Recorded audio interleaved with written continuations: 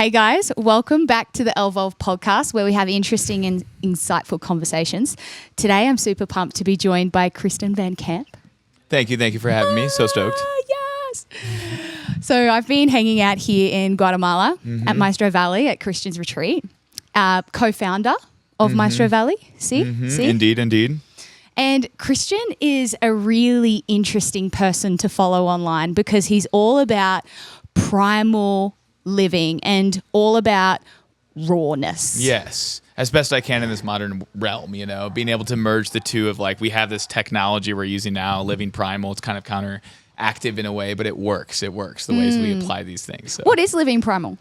Man, living primal is simply just integrating as much of your lifestyle around nature. Very simply put, like for instance, I'll take client calls and I'll do it outside with direct sunlight in my eyes, no windows. I'll integrate that with fresh air. I'll make sure I can get grounding if I can and set it up at a park, like using a hotspot. Like these are things that you can still integrate the technological realm in the primal, ways. How did you find primal living? Like what got you here? How did you find yourself in Guatemala, eating raw meat and cracking eggs every day into your mouth? Yeah, right. Very absurd things to most people and taboo, but it all started with a lot of integrations with my family. So my family wasn't always the healthiest. They had a lot of challenges going on. My little sister Nina is one of my biggest inspirations.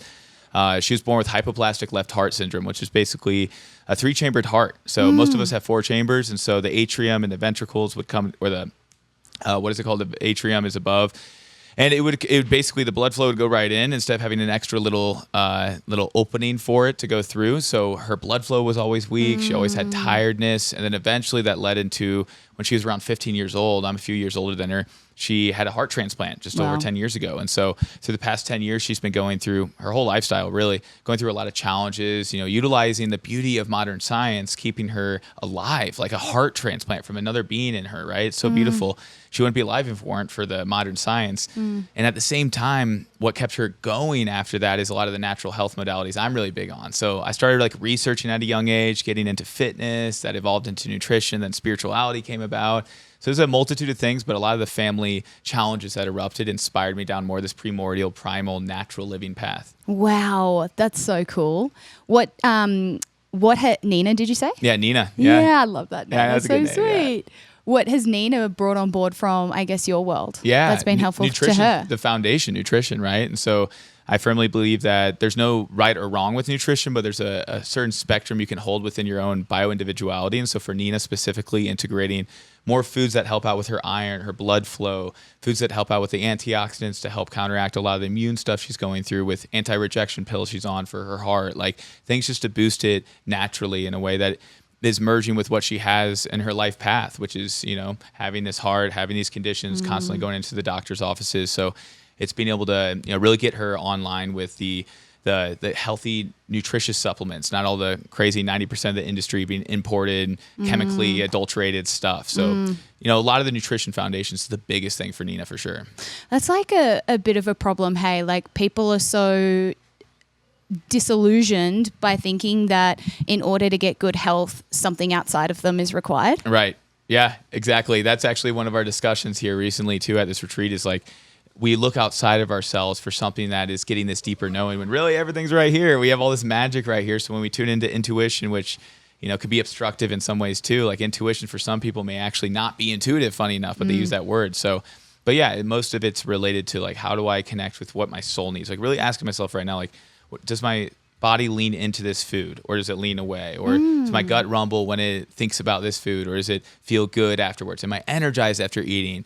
All these variables, asking yourself, especially connecting with nutrition for sure. It's like self-awareness too, right? Like actually tuning into those little sensations and those senses to notice the feedback. Guys, by the way, if you're hearing a bit of background noise. There's a lot of play going on for sure. There's a lot of play going on. A lot of content creation, a lot of fun things. Yeah, lots of fun. So just be aware that's what's going on. Yeah, it's a vibe. Big vibe. Yeah. So not a lot of people have that. When did that come on board for you? Like that deep awareness of like, oh, this feels good. Oh, this doesn't. A lot of people are just going. Yeah. A lot of people are just like fucking around blindfolded, like flailing about, like just doing life and not actually stopping and really being curious about what's happening for them, like in their body and what it could be communicating to them. Yeah, I think it's so fascinating. Like I started listening to the signals. My body was holding up like little signs at first and whispering to me. And eventually those whispers became screams, whether it was just like constant bloating or getting constipated for almost 7 days. When I went on a float trip down a river with my dad, one of these Father's Day trips. We were having a lot of fun. I was like 17 at the time. I was just exploring little beers with him. We had a lot of potatoes and like just like very overcooked meat, by the way. And I remember just after that, it wasn't just the food that affected me in that circumstance. Constipation also is a deep, like I'm holding on to something. So it was a very spiritual connection I had over time. But I was tuning into that. I'm like, my body's giving me signals. Like eating these foods makes me bloated. Eating these foods makes me break out in acne. And I was connecting the dots of like, okay, like, do I have to completely eliminate them? No, but for a period of time, I'm going to for a period of time. I went into it that way and then swapped it for other foods and did some form of elimination dieting, you know? Also, just like I had a funny story I mentioned recently. I would make like these smoothies that were just so delicious with all these fruits and everything. And I would completely ruin it by putting a tablespoon of spirulina in it. When I could have done that as like a separate thing or gotten the tablet version of it, right? But I would ruin my smoothie and I would just drink it like, oh, this is the bottom of a fishbowl. It's like a very intense flavor. But I would force myself to do these things. And yet at the same time, I was breaking out these really thick pieces of acne under my jawline. I would have these bloating. My energy wasn't the best. So I'm like, I'm doing all the healthy things people talk about online, but for some reason, I'm not finding it matching for me. It's not saying spirulina is bad. It's just like, what am I pairing it with? How often? So there's like something in my mind that was very neurotic at the time with nutrition of like forcing certain foods. And then I come to realize like, actually there is this balance within myself I can tap into and ask myself like, is this really necessary? Do I really need to get this spirulina? Like, why am I doing it? What's the deeper why behind it? So I would ask why a lot more, and that got me to the what and what to do. Yeah, I think a lot of people are just doing what they're seeing online. Yeah. And they're just following the next craze and potentially doing damage. Oh, yeah. Yeah. Most of the time, actually, I would say. Yeah. Trying out all these like crazy hacks and things like biohacking we were talking a little bit about. Like that's a huge thing. I think it's got a lot of merit and gold to it, but it's gotten very convoluted over the years. It's just like getting a little too technological when nature provides all we need, you know? Right. Yeah. What does biohacking mean? Some people... It's literally hacking, like the word hack. Like when you think of like a computer hacker, you're trying to get in the system and infiltrate and change something that is already like... It is what it is. Why are we trying to hack it, you know?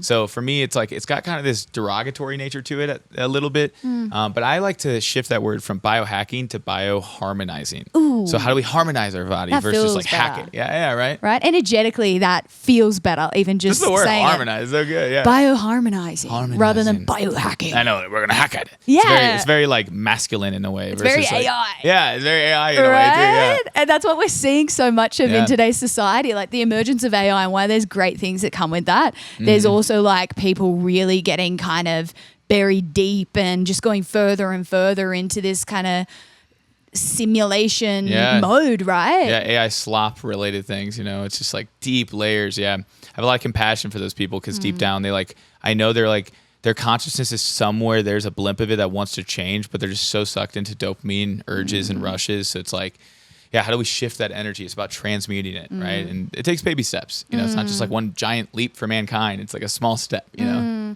So with the biohacking thing, I guess it's like rather than thinking that you need the next big gadget or you need the fancy trinket and, you know, you need all of the, you know, I don't know. The supplements and all the things. All of the shit and injections and who knows what. Man, what do you recommend? Like, what are your best bioharmonizing tips? Yeah. So foundation to everything, and I work with all my one-on-one clients on this, is whenever we start working together in containers is first and foremost, get your mindset right. What are the words you're speaking to yourself, the words you're casting out loud? Abracadabra. The words I speak are the spells that I cast on my life, right? They're spellings. And so when we change words as simple as like, biohacking and bioharmonizing. Yeah, or even that. See, I'm a wordsmith that way because I do believe that. And obviously energetics matter too. So it's like, let's say the word fuck. Like, is it bad? No, I mean, just depends on context in some formats. But I firmly believe that like the concept around this is really getting into how do we make sure that nature is the foundation to everything we do? And so sunlight, basics, food, nourishment, coming from relationships and social wellness, it's all going back to the basics. And the foundation, the bedrock to transformation is these thoughts, is these words, is where we're going when it comes to how we communicate to others and ourselves. Because if we go into something, let's say, like, I'm going to the gym. I want to start working out. I've been fat my whole life. I'm finally ready for it, right? Some guy like that. If he goes to the gym saying, I am looking in the mirror, like saying, like, I don't like my body, it doesn't feel good, just keep working out, you'll get this. Like, you're implanting deeper layers of shame, guilt, versus going into it like empowered and saying, like, I'm stoked about making this change in my body. I'm going to reframe this, right? It's going to download deeper into your essence, right? Oh my gosh. It's even just saying that, it feels so much better. Yeah, right? Immediately. Yeah, I know. But it's not the easiest necessarily, but it is easy. Yeah. So, like, that's another thing, too, is people always say, like, oh, I understand that's hard, or, like, whatever it is, and it's affirming something. So, like, we talk to people all the time in our day-to-day life. Someone may share something like, oh, yeah, my dog died recently, or something maybe, like, traumatic happened to them. A lot of people respond like immediately. They never said it was hard, but you may say something like, oh, that's hard, I'm sorry for that. Putting that on them already. First off, it's saying you have sorrow, which is not necessarily bad to have sorrow for someone, but there's a derogatory nature to that. And then there's also a low vibration of saying that's hard. It's emphasizing something that someone is going to have a challenge getting through versus empowering them, saying like, oh, many blessings to you, and like, I'm here for you if you need anything. Like that, just immediately shifting that into like a positive notion, like, let's move through this together versus, oh, I know it's hard, it's debilitating. It's feeding something in people's minds that, you know, that you're right, that it's kind of hard. putting them deeper into whatever what they're already in, which is already deep and it already sucks. Yeah, right, exactly. Yeah, so it's like, here, let me just add a couple more layers of dirt on you, man. And this is all usually very compassion oriented, and it's empathetic. These people are really saying like, that's very hard, but that person may have never said it's hard. They're just expressing something that was hard for them, but the key is to empower them. So like my ultimate mission on this planet is to energize and empower people to live a more healthy, playful, and prosperous life. Yeah. And so in order to do that, these words are the foundation. I like that. Okay, so words, that's one really good bioharmonizing tip. Mindset, where it's at with mindset. What else? Okay, so a big thing, of course, is circadian rhythm. I firmly believe that a lot of us are bombarding our eye sockets with these blue lights, these rectangles glowing in our faces every day.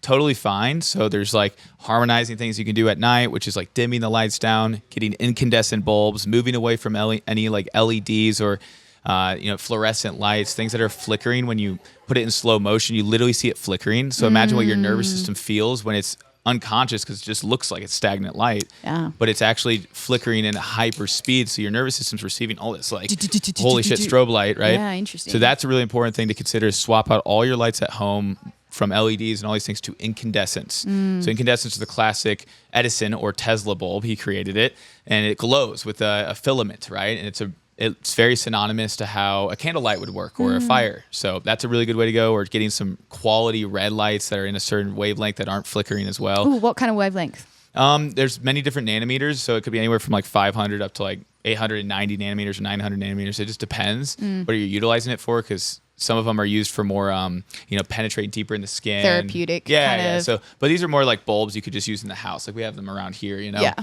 Circadian rhythm's important. Turn your phone on like red mode or whatever, so it's not, or amber. I copied that hack. Yeah, you made some content on that. I was it's like, a clutch one. I'm like, so 1, 2, 3 on the side of like it's red. So good. Yeah, there's a whole hack you guys can look up. It's triple clicking the home button on the iPhone, and you can set it up in settings. So that's a really helpful one, and also just getting, like, when you wake up in the morning, sometimes it's like cold out, it's wintertime, still do your best to get outside. No matter where you're at in the world, it's cloudy today. This is a shit ton of light, lux energy coming in your eyes right now. And there's a lot of intelligence, and it's telling your body, hey, it's daytime. Nighttime will be coming soon. So it's like telling my body in a circuit that by 8 o'clock, when the sun's fully set, you're ready to go to bed within that 2-hour frame. As long as the indoor lighting's also dimmed. That's why it's important to go sunset, sundown, like, living in accordance to that as humans are meant to. And that's what primal living is, right? Exactly. I think a lot of people forget that we're actually animals. Yeah, just wearing clothes, Yeah. Right. And it's like, evolutionary, like, we are part of nature, and we've become really disconnected from it. Yeah.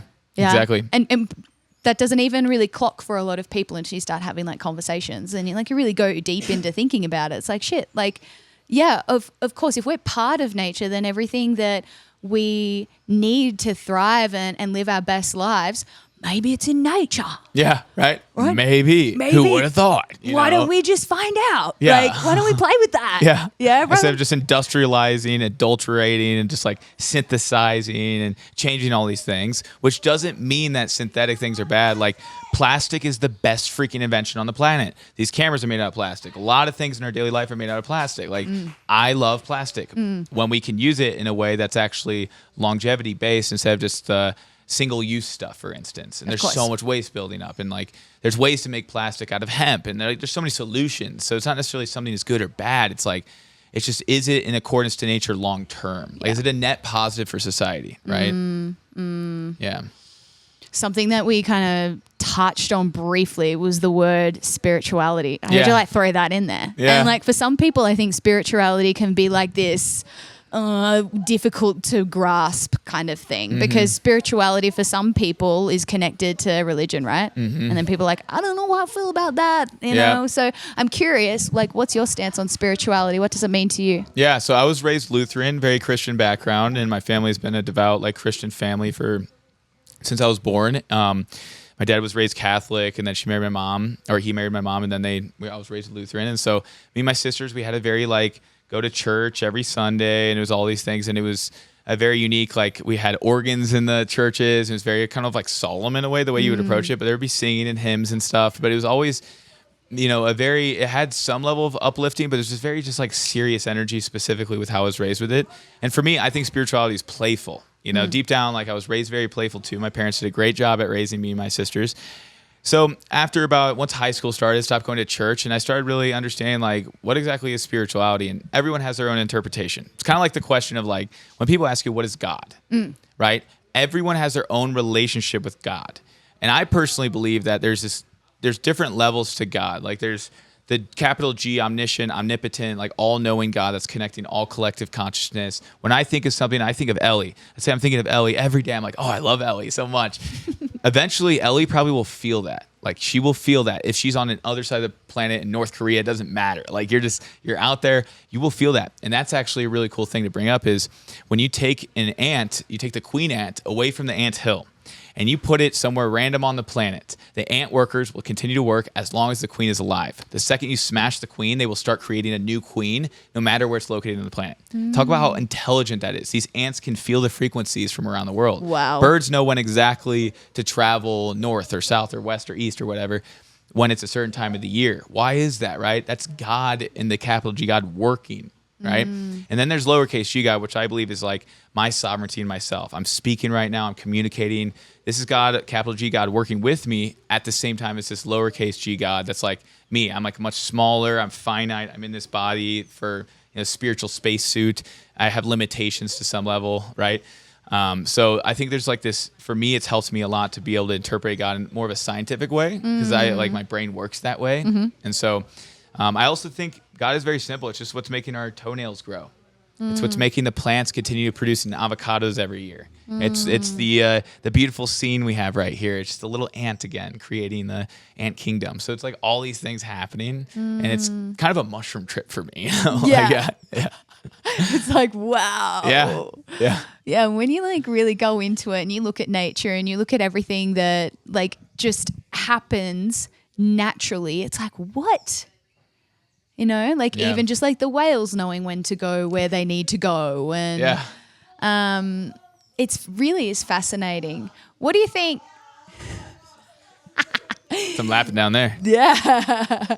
So where does spirituality come into primal living for you? Is there a connection there? 100%, because primal living is more based on instinct, right? So instinct is a little bit different, I would say, than intuition or like connection of God in some ways. Instinct is something that's like, I have an instinct, let's say, to like something's falling off the table because the cat is pushing it off, and all of a sudden I grab it, right? What is that instinct? It's not necessarily like some deeper spiritual thing you could say, but it's like an instinct to survive. So primordial living is a little bit more of this survival, thriving kind of energy. And then spirituality and how it merges with that is being able to connect it to something bigger than yourself. So it's like, okay, this finite reality, we're sitting here in this very small space out of all this massive earth. but there's all this stuff happening around us. How do we find like presence here at the same time with spirituality, while simultaneously understand there's a bigger thing going on around us, right? So we're not getting caught up in all, riding in our cars and like getting honk and flicking off people, getting mad, and like those things are just so small compared to what's actually going on in the world, that we can open up our hearts to and understand that a lot of people are going through a lot of shit. And so it's having empathy, it's having connection to not just positivity, and spirituality is all like roses and butterflies. It's actually the depths of understanding suffering, of understanding a woman protecting her child from something. It's bombs and whatever. Like, it's really the rawness of life, and understanding both is like not good or bad. In my opinion, primal spirituality is connecting that it is what it is, kind of a Taoist perspective in a way of like, there's no good or bad. It's just, it is, period, Yeah. And I mean, it can't be all good. It can't be all bad, right? Yeah. Or it's like what I think Sierra brought this up, where it's like, it's not good or bad. It's just, it's good, or it's good or good or something. She said like that, or more good. Yeah. It's good or more exactly good. And I'm like, that's true. It's true. It's good or it's more good. Yeah. I like that. It's a good way to look at things. It is a good way. We just have stuff that happen in our daily life, whether it's like we're having financial challenges. We all have gone through this in our life. Every one of us at some point, most of us, unless we were a trust fund baby. But a lot of us have had financial pitfalls. Do we look at that as like sadness or an opportunity? So it's just how we frame these things, right?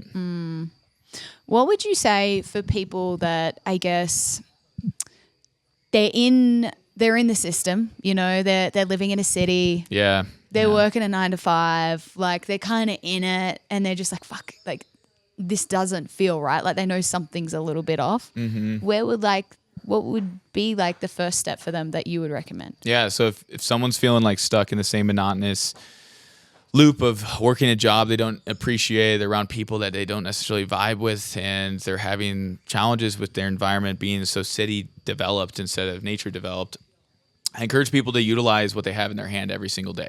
Shift from consumerism to creation, right? And so this could be like, do you really need more materialistic goods? Do you really need to consume more content? Do you really need another podcast? Do you really need to buy another book? Or do you just need presence and receiving in a way that's like, I already know what I need to know. Now it's time to create something with what I already know. So getting people in a creative mind, and what's the best way to do this? Content. Like what we're doing here, we're having a conversation, we're just sharing something. Start somewhere, like develop something through content. If you're good at music, create content on it. If you love nutrition, create content on it. It could be a lumberjack and you love trees, chopping them down. Like someone's gonna watch that. I'm telling you, there's someone out there.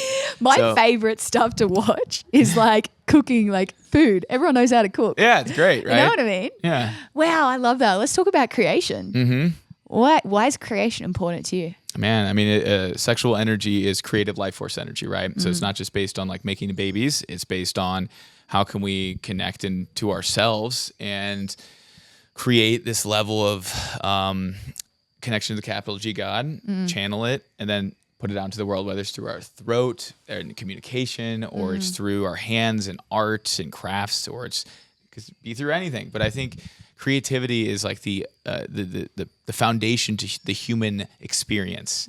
We're meant with these hands, like they're literally meant to pick up things and do things with them. Yeah. Like we're not like any creature on the entire planet. Yeah. No one has opposable thumbs except for chimps, right? That's what they say. So like for that matter, like just like creativity is this channeling of something that feels deeply nourishing to your soul and putting it out into the world, because if you withheld it within yourself, it's only doing injustice for people, because it's doing injustice for yourself, and it's limiting other people in the process, because people could benefit from you. So it's actually a disservice to you and others to withhold something that you want to share. It could be about anything too. Yeah.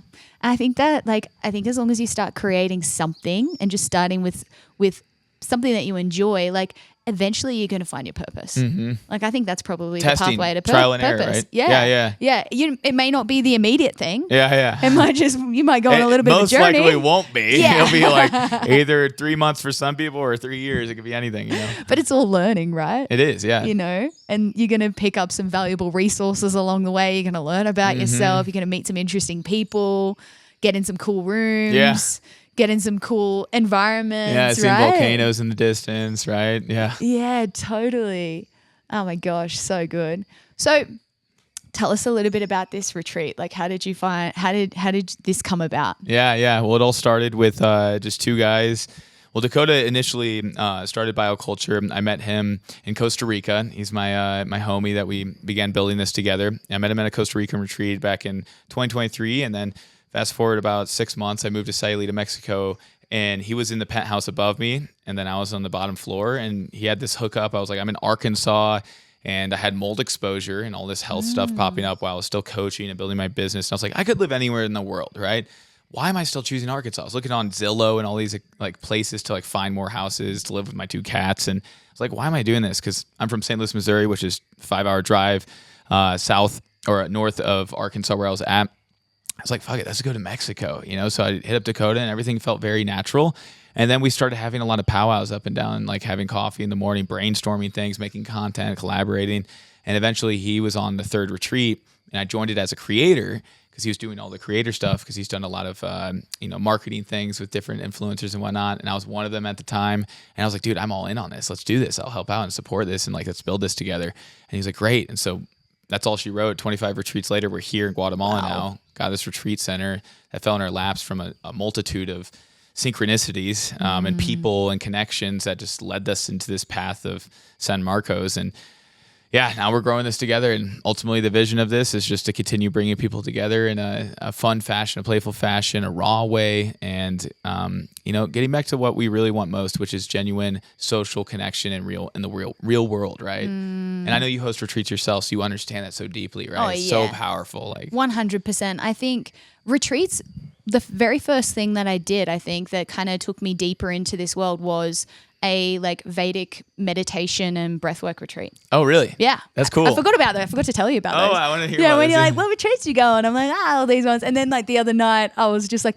shit, I did do 2 retreats like at the start. But yeah, it was just like learning breath work and doing a lot of yoga and like eating, I think it was like vegan or something at the time. Yeah. Yeah, I didn't love that. It like really messed with my tummy. Yeah. It was like a lot of flatbread, but I don't think that's vegan. I don't know. It was like vegetarian shit and flatbread. And I was like, Oh my I'm God. so fucking constipated. Yeah.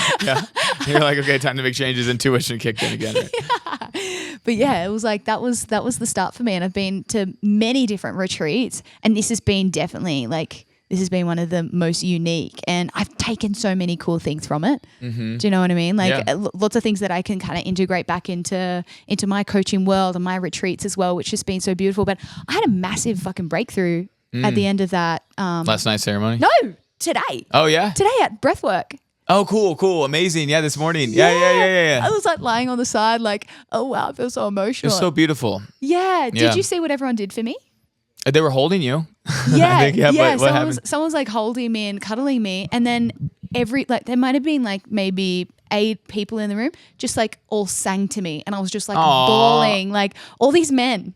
Well, that's so beautiful. I didn't catch that. It's so good. All these men just like singing to me, and I'm just like bawling, like losing it. And then like Sky was also in there. Yeah. And then like they just like really let me ride the wave of like what my nervous system was doing, like just And this feeling. big release, and just let me like really come down. And I was just like, oh my gosh, like I felt God in that moment. No. Yeah. And I think, oh, I'm gonna cry. It was like something I'll always remember. No. You know? Yeah. Like there are little moments in life that I go back to when I need to feel good about something, and like that's going to be one of them. Oh, I love that. It's so sweet. Yeah. Yeah, it was really beautiful. It's so profound having these like I'm going to cherish so many of these little moments too. Like last night, it's so fun connecting our hearts. Like these are just random people that we just meet 4 days ago, and somehow it's just like we can act like family and not even be family. You know? It's like, I'm so happy that happened. Yeah, it's like amazing these things that can open us up, and when we're open and receptive to it, like and receiving, like you were open to receiving, then what happens? So like I had a voice literally say, "Let the love in." Oh. And I like really relaxed and like fully let it in. Oh. But yeah. It's so beautiful. I know. It was so sweet. It was so precious. And then after Kev's like, are you calling in a man? Because there's like a lot of men here right now. And I'm like, I am. He's so close. Of And I course. got like so excited. Yeah. After. That's been a theme too, this retreat. It's a lot of women and men. Like a lot of these guys here, everyone's going through transitions in relationships, you know, and there's so many lessons in all of those committed partners that we have, or, you know, lovers. And knowing that we always love them as we did in the beginning, but there's always shifts. And it's really interesting, the shifts in relationships that happen so rapidly, but also so slowly at the same time.